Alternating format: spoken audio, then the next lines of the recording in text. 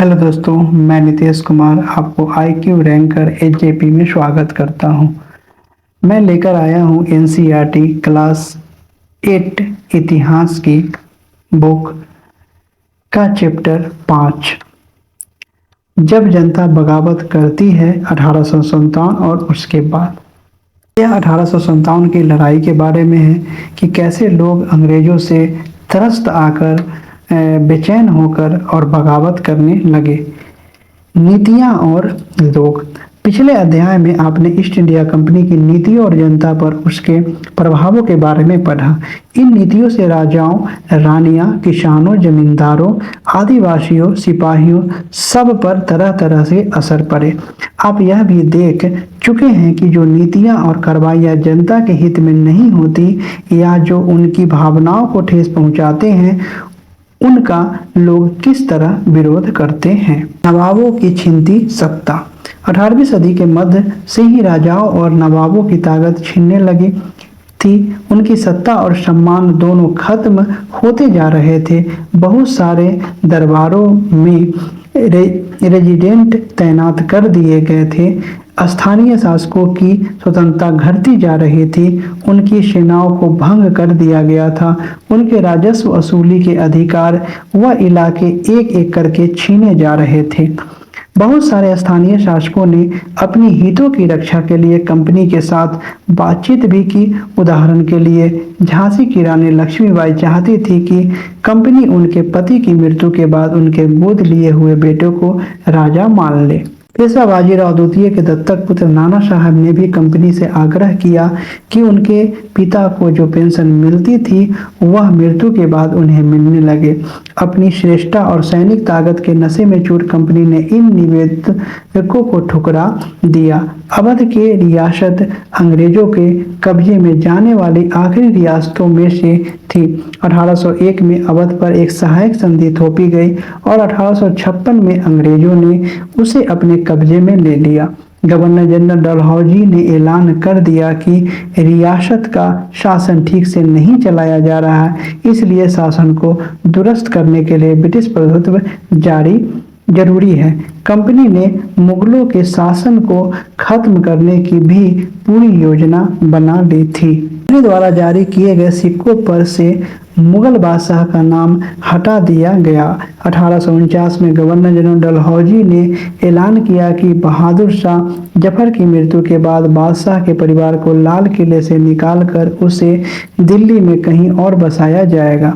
1856 में governor general Canning ने फैसला किया कि बहादुर शाह जफर आखिरी मुगल बादशाह होंगे। उनकी मृत्यु के बाद उनके किसी भी वंशज को बादशाह नहीं माना जाएगा, उन्हें केवल राजकुमारों के रूप में मान्यता दी जाएगी। किसान और सिपाही। गांवों में किसान और जमींदार भारी भरकम लगान और कर वसूली के सख्त तौर तरीके से परेशान थे। बहुत सारे लोग महाजनों से लिया गया कर्ज नहीं लौटा पा रहे थे। इसके कारण उनकी पीढ़ियों पुरानी जमीन हाथ से निकलती जा रही थी। कंपनी के तहत काम करने वाले भारतीय सिपाहियों के असंतोष की अपनी वजह थी। वे अपने वेतन, भत्तों और सेवा शर्तों के कारण परेशान थे। कई नए नियम उनकी धार्मिक भावनाओं और आस्थाओं को ठेस पहुंचाते थे। क्या आप जानते हैं कि उस जमाने में बहुत सारे लोग समुद्र पार नहीं जाना चाहते थे। उन्हें लगता था कि समुद्र यात्रा से उनकी धर्म और जाति भ्रष्ट हो जाएंगे। जब 1824 में सिपाहियों को कंपनी की ओर से लड़ने के लिए समुद्र के रास्ते बर्मा जाने का आदेश मिला तो उन्होंने इस हुक्म को मानने से इनकार कर दिया। उन्हें जमीन के रास्ते से जाने में एतराज नहीं था। सरकार का हुक्म न मानने के कारण उन्हें सख्त सजा दी गई। क्योंकि यह मुद्दा अभी खत्म नहीं हुआ था, इसलिए 1856 में कंपनी को एक नया कानून बनाना पड़ा। इस कानून को साफ कहा गया था कि अगर कोई व्यक्ति कंपनी की सेना में नौकरी करेगा तो जरूरत पड़ने पर उसे समुद्र पार भी जाना पड़ सकता है। सिपाही गांवों के हालात से भी परेशान थे। बहुत सारे सिपाही खुद किसान थे। वे अपने परिवार गांवों में छोड़कर आए थे। लिहाजा किसानों का गुस्सा जल्द ही सिपाहियों में भी फैल गया। सुधारों की प्रक्रिया। अब अंग्रेजों को लगता था कि भारतीय समाज में सुधार जरूरी है। अंग्रेजों को लगता था कि भारतीय समाज में सुधारना जरूरी है। सती प्रथा को रोकने और विधवा विवाह को बढ़ावा देने के लिए कानून बनाए गए। अंग्रेजी भाषा की शिक्षा को जमकर प्रोत्साहन दिया गया। 1830 के बाद कंपनी ने ईसाई मिशनरियों को खुलकर काम करने और यहाँ तक कि जमीन व संपत्ति जुटाने पर भी छूट दे दी। 1850 में एक नया कानून बनाया गया जिससे ईसाई धर्म को अपनाना और आसान हो गया। इस कानून में प्रावधान किया गया था कि अगर कोई भारतीय व्यक्ति ईसाई धर्म अपनाता है तो भी पुरखों की संपत्ति पर उसका अधिकार पहले जैसा ही रहेगा। बहुत सारे भारतीयों को यकीन हो गया था कि अंग्रेज उनका धर्म, उनके सामाजिक रीति रिवाज और परंपरागत जीवन शैली को नष्ट कर रहे हैं। दूसरी तरफ ऐसा भारतीय भी थे जो मौजूदा सामाजिक व्यवस्था में बदलाव चाहते थे। इन सुधारकों और उनके सुधार आंदोलनों के बारे में आप अध्याय 6 में पढ़ेंगे। जनता की नज़र से उस जमाने में लोग अंग्रेज शासन के बारे में क्या सोच रहे थे, इसका जायजा लेने के लिए हम स्रोत 1 और 2 को पढ़ेंगे। सैनिक विद्रोह जन विद्रोह बन गया। यद्यपि शासक और प्रजा के बीच संघर्ष कोई अनोखी बात नहीं होती, लेकिन कभी कभी ये संघर्ष इतने फैल जाते हैं कि राज्य की सत्ता छिन्न भिन्न हो जाती है। बहुत सारे लोग मानने लगे हैं कि उन सबका शत्रु एक है, इसलिए वे सभी कुछ करना चाहते हैं। इस तरह की स्थितियां में हालात अपने हाथों में लेने के लिए लोगों को संगठित होना पड़ता है। उन्हें संचार, पहलकदमी और आत्मविश्वास का परिचय देना होता है। भारत के उत्तरी भागों में 1857 में ऐसी ही स्थिति पैदा हो गई थी। फतह और शासन के 100 साल बाद ईस्ट इंडिया कंपनी को एक भारी विद्रोह से जूझना पड़ा था। 1857 में शुरू हुई इस बगावत ने भारत में कंपनी का अस्तित्व ही खतरे में डाल दिया था। मेरठ से शुरू करके सिपाहियों ने कई जगह बगावत की। समाज के विभिन्न तबकों के असंख्य लोग विद्रोही तेवरों के साथ उठ खड़े हुए।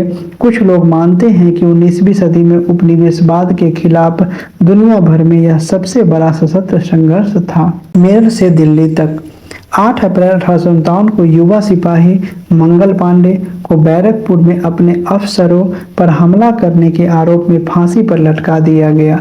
चंद दिन बाद मेरठ में तैनात कुछ सिपाहियों ने नए कारतूसों के साथ फौजी अभ्यास करने से इनकार कर दिया।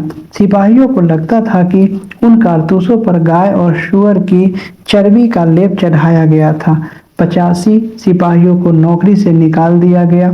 उन्हें अपने अफसरों का हुक्म न मानने के आरोप में 10-10 साल की सजा दी गई।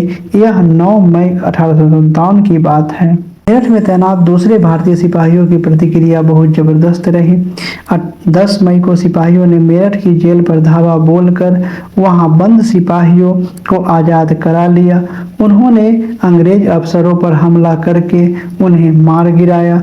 उन्होंने बंदूक और हथियार कब्जे में ले लिए और अंग्रेजों की इमारतों पर संपत्तियों को आग के हवाले कर दिया।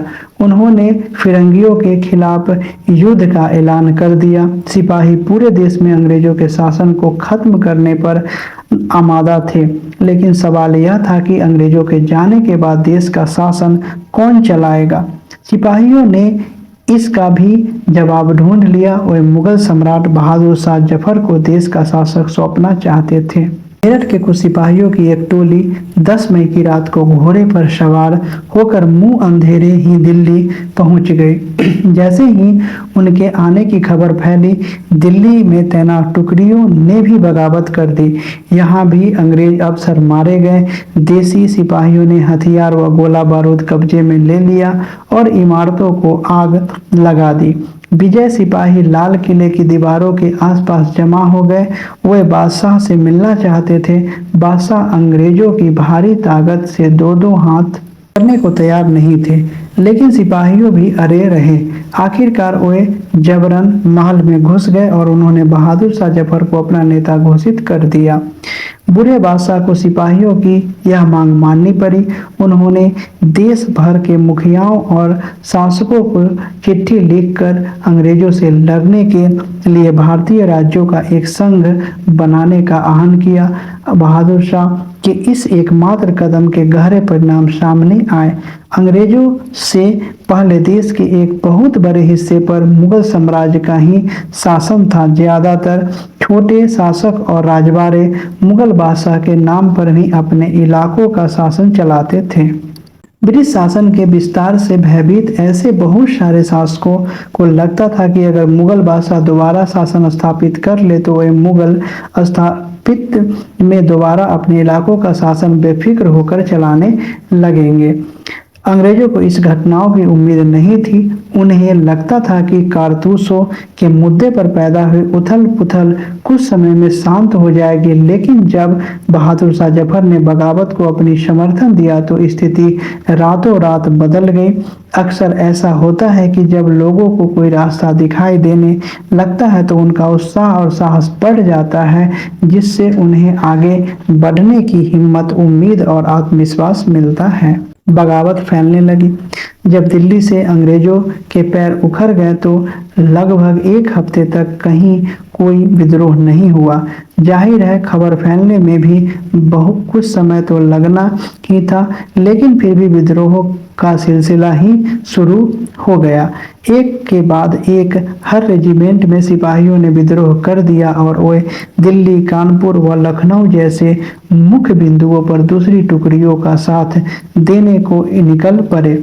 उनकी देखा देखी कस्बों और गांवों के लोग भी बगावत के रास्ते पर चलने लगे। वे स्थानीय नेताओं, जमींदारों और मुखियाओं के पीछे संगठित हो गए।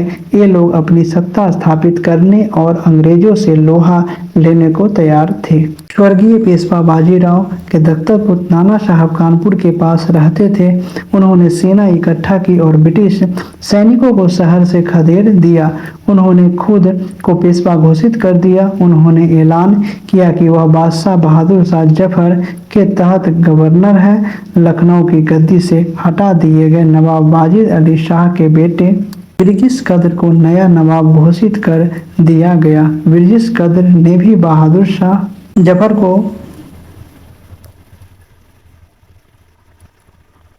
को अपना बादशाह मान लिया। उनकी मां बेगम हजरत महल ने अंग्रेजों के खिलाफ विद्रोह को बढ़ावा देने में बढ़ चढ़कर हिस्सा लिया। झांसी में रानी लक्ष्मीबाई भी विद्रोही सिपाहियों के साथ जा मिली। उन्होंने नाना साहेब के सेनापति तात्या टोपे के साथ मिलकर अंग्रेजों को भारी चुनौती दी। मध्य प्रदेश के मांडला क्षेत्र में राजगढ़ की राजी अवंतीबाई लोधी ने 4000 सैनिकों की फौज तैयार की और अंग्रेजों के खिलाफ उसका नेतृत्व किया, क्योंकि ब्रिटिश शासन ने उनके राज्य के प्रशासन पर नियंत्रित कर लिया था। विद्रोही टुकड़ियों के सामने अंग्रेजों की संख्या बहुत कम थी। बहुत सारे मोर्चे पर उनकी जबरदस्त हार हुई। इससे लोगों को यकीन हो गया कि अब अंग्रेजों का शासन खत्म हो चुका है। अब लोगों को विद्रोह में कूद पड़ने का गहरा आत्मविश्वास मिल गया था। खासतौर से अवध के इलाकों में चौतरफा बगावत की स्थिति थी। 6 अगस्त 1857 को लेफ्टिनेंट कर्नल टाइटलर ने अपने कमांडर इन चीफ को टेलीग्राम भेजा, जिसमें उसने अंग्रेजों के भय को व्यक्त किया था। हमारे लोग विद्रोहियों की संख्या और लगातार लड़ाई से थक गए हैं। एक एक गांव हमारे खिलाफ है। जमींदार भी हमारे खिलाफ खड़े हो रहे हैं। इस दौरान बहुत सारे महत्वपूर्ण नेता सामने आए।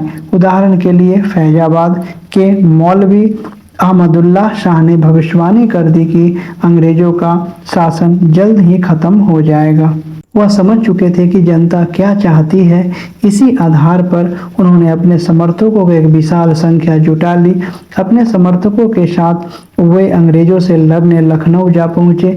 दिल्ली में अंग्रेजों का सफाया करने के लिए बहुत सारे गाजी यानी धर्म योद्धा इकट्ठा हो गए थे। बरेली के सिपाही वक्त खान ने लड़ाकों की एक विशाल टुकड़ी के साथ दिल्ली की ओर कूच कर दिया। वह इस बगावत में एक मुख्य व्यक्ति साबित हुए। बिहार के एक पुराने जमींदार कुंवर सिंह ने भी विद्रोही सिपाहियों का साथ दिया और महीनों तक अंग्रेजों से लड़ाई लड़ी। तमाम इलाकों के नेता और लड़ाकों इस युद्ध में हिस्सा ले रहे थे। कंपनी का पलटवार। इस उथल पुथल के बावजूद अंग्रेजों ने हिम्मत नहीं छोड़ी। कंपनी ने अपनी पूरी ताकत लगाकर विद्रोह को कुचलने का फैसला लिया। उन्होंने इंग्लैंड से और फौजी मंगवाए, विद्रोहियों को जल्दी सजा देने के लिए नए कानून बनाए और विद्रोह के मुख्य केंद्रों पर धावा बोल दिया। सितंबर 1857 में दिल्ली दोबारा अंग्रेजों के कब्जों में आ गई। अंतिम मुगल बादशाह बहादुर शाह जफर पर मुकदमा चलाया गया और उन्हें आजीवन कारावास की सजा दी गई। उनके बेटों को उनकी आंखों के सामने गोली मार दी गई। बहादुर शाह और उनकी पत्नी बेगम जीनत महल को अक्टूबर 1858 में रंगून जेल में भेज दिया गया। इसी जेल में नवंबर 1862 में बहादुर शाह जफर ने अंतिम सांस ली। दिल्ली पर अंग्रेजों का कब्जा हो जाने का यह मतलब नहीं था कि विद्रोह खत्म हो चुका था। इसके बाद भी लोग अंग्रेजों से टक्कर लेते रहे। व्यापक बगावत की विशाल ताकत को कुचलने के लिए अंग्रेजों को अगले 2 साल तक लड़ाई लड़नी पड़ी। मार्च 1858 में लखनऊ अंग्रेजों के कब्जे में चला गया। जून 1858 में रानी लक्ष्मीबाई की शिकस्त हुई और उन्हें मार दिया गया। दुर्भाग्यवश ऐसा ही रानी अवंतीबाई लोधी के साथ हुआ। खेड़ी की शुरुआती विजय के बाद उन्होंने अपने आप को अंग्रेजी फौजों से घिरा पाया और वे शहीद हो गए। तात्या टोपे मध्य भारत के जंगल में रहते हुए आदिवासियों और किसानों की सहायता से छापामार युद्ध चलाते रहे। जिस तरह पहले अंग्रेजों ने के खिलाफ मिली सफलताओं से विद्रोहियों को उत्साह मिला था, उसी तरह विद्रोही ताकतों की हार से लोगों की हिम्मत टूटने लगी। बहुत सारे लोगों ने विद्रोहियों का साथ छोड़ दिया। अंग्रेजों ने भी लोगों का विश्वास जीतने के लिए हर संभव प्रयास किया। उन्होंने वफादार भूस्वामियों के लिए इनामों का ऐलान कर दिया। उन्हें आश्वासन दिया गया कि उनकी जमीन पर उनके परंपरागत अधिकार बने रहेंगे। जिन्होंने विद्रोह किया था उनसे कहा गया कि अगर वे अंग्रेजों के सामने समर्पण कर देते और अगर उन्होंने किसी अंग्रेज की हत्या नहीं की तो वे सुरक्षित रहेंगे और जमीन पर उनकी अधिकार और दावेदारी बनी रहेगी। इसके बावजूद सैकड़ों सिपाही विद्रोहियों, नवाबों और राजाओं पर मुकदमे चलाए गए और उन्हें फांसी पर लटका दिया गया। विद्रोह के बाद के साल। जब विद्रोह खत्म हुआ तो उसके बाद क्या हुआ उसके बारे में है। अंग्रेजों ने 1859 के आखिर तक देश पर दोबारा नियंत्रण पा लिया था, लेकिन अब वे पहली वाले नीतियों के सहारे शासन नहीं चला सकते थे। अंग्रेजों ने जो अहम बदलाव किए वे निम्नलिखित हैं। पहला बदलाव था ब्रिटिश संसद ने 1858 में एक नया कानून पारित किया और ईस्ट इंडिया कंपनी के सारे अधिकार ब्रिटिश साम्राज्य के हाथ में सौंप दिए ताकि भारतीय मामलों को ज़्यादा बेहतर ढंग से संभाला जा सके। ब्रिटिश मंत्रिमंडल के एक सदस्य को भारत मंत्री के रूप में नियुक्त किया गया। उसे भारत के शासन से संबंधित मामलों को संभालने का जिम्मा सौंपा गया। उसे सलाह देने के लिए एक परिषद का गठन किया गया जिसे इंडिया काउंसिल कहा जाता था। भारत का गवर्नर जनरल को वायसराय का ओहदा दिया गया। इस प्रकार उसे इंग्लैंड के राजा रानी का निजी प्रतिनिधि घोषित कर दिया गया। फलस्वरूप अंग्रेज सरकार ने भारत के शासन की जिम्मेदारी सीधे अपने हाथों में ले ली। दूसरा, देश के सभी शासकों को भरोसा दिया गया कि भविष्य में कभी भी उनके भू क्षेत्र पर कब्जा नहीं किया जाएगा। उन्हें अपनी रियासत अपने वंशजों या यहाँ तक कि दत्तक पुत्रों को सौंपने की छूट दी गई, लेकिन उन्हें इस बात के लिए प्रेरित किया गया कि वे ब्रिटेन की रानी को अपना अधिपति स्वीकार करें। इस तरह भारतीय शासकों को ब्रिटिश साम्राज्य के अधीन शासन चलाने की छूट दी गई। तीसरा, सेना में भारतीय सिपाहियों के अनुपात कम करने और यूरोपीय सिपाही की संख्या बढ़ाने का फैसला लिया गया। यह भी तय किया गया कि अवध, बिहार, मध्य भारत और दक्षिण भारत से सिपाहियों को भर्ती करने के बजाय अब गोरखा, सिखों और पठानों में से ज़्यादा सिपाही भर्ती किए जाएंगे। चौथा बदलाव था मुसलमानों की जमीन और संपत्ति बड़े पैमाने पर जब्त की गई। उन्हें संदेह व शत्रुता के भावों से देखा जाने लगा। अंग्रेजों को लगता था कि वह विद्रोह उन्होंने ही खड़ा किया था। पांचवा बदलाव, अंग्रेजों ने फैसला किया कि वे भारत के लोगों के धर्म और सामाजिक रीति रिवाजों का सम्मान करेंगे। छठा बदलाव, भूस्वामी और जमींदारों की रक्षा करने तथा जमीन पर उनके अधिकारों का स्थायित्व देने के लिए नीतियां बनाई गई। इस प्रकार 1857 के बाद इतिहास का एक नया चरण शुरू हुआ। इसी के साथ यह सेशन समाप्त हुआ। जय हिंद, जय भारत। मिलते हैं एनसीईआरटी के नए अध्यायों के साथ।